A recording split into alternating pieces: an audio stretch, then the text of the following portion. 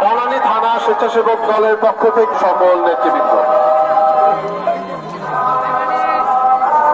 আমরা বিভিন্ন Amirul Islam Selim,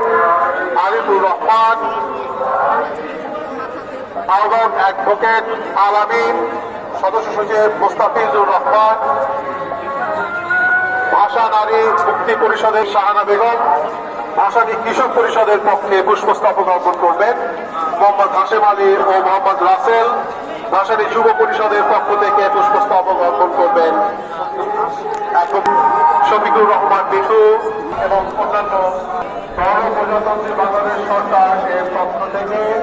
Mohammad Fariduddin, senior vice chairman Shanta Parjana,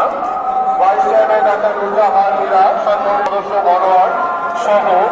সকল নেতৃবৃন্দ জানিয়েছে।